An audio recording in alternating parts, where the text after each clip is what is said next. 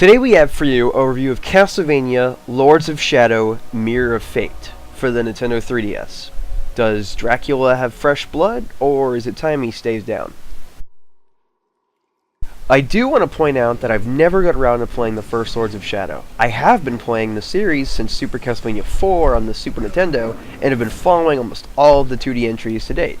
Mirrors of Fate serves as the in-between, tying the first Lords of Shadow to the soon-to-be-released Lords of Shadow 2. The game follows four characters, being Gabriel, Simon and Trevor Belmont, and Alucard, through what spans multiple generations. Gabriel's bit acts as a prologue, leaving the bulk of the game split into three segments. Coming from older Vanias, it's nice to see the characters and story fleshed out a bit more. The voice acting is well done and really adds to their expressions even if their mouths are still during the cutscenes.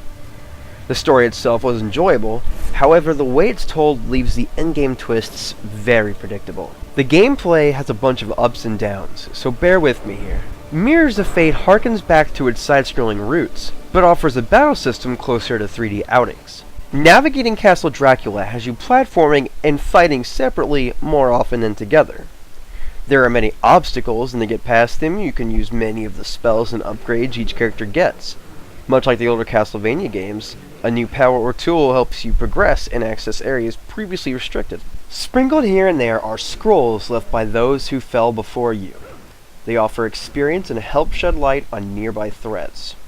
There are also bestiary pages that allow you to view enemy and boss information. Chests for extra health, mana, and ammunition upgrades for sub-weapons can also be found in hidden areas. I don't understand why the latter has you mash the B button to open them. It was just straight annoying.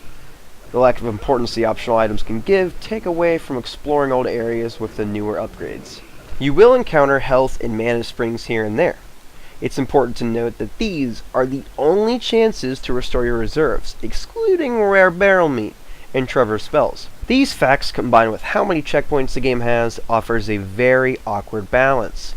You can die so easily and come right back, losing what could have been a very tense atmosphere. The battle system itself is fun and deeper than a typical Vania entry. Instead of single attacks, the characters have many combos to work with as they level up, including all the spells they learn, of course. The last segment sees the best battles, as you are more fluid to get around the fight. I believe the game could have benefited making you more agile from the get-go. Still, I enjoyed whipping many baddies. Speaking of the last segment, most of the endgame bosses were entirely quick-time events. While they were very cool scenes, I felt that there could have been more controlled fights later to take advantage of the powered-up moves. The level-ups do stay constant with each character, and there's really no need to go farm any monsters, since there's no drops involved. The boss fights suffer from the game's difficulty balance. Every time you die, you're brought back to a checkpoint with half your HP, and in each boss fight, there are multiple checkpoints. What this means is that you are free to die as much as you want until you get it right, and that, to me, takes away from the challenge and thrill of finding their patterns. The sound design is very fitting. While there are no classic remixes, the music adds to the atmosphere with its gothic tunes. I don't mind no bloody tears when music that makes you feel like you're at a dark, foreboding castle fills the halls. And last but not least, the graphics. You may not be able to tell through YouTube videos, but the graphics are fantastic in action. On top of that, the 3D is used to great effect. I can say that this is one of the few 3DS games I've played entirely in 3D. Every room in the game oozes detail. The art design is fantastic. The different areas will have you exploring more than the actual unlockables. And the cutscenes are done in a neat cel shading akin to Okami.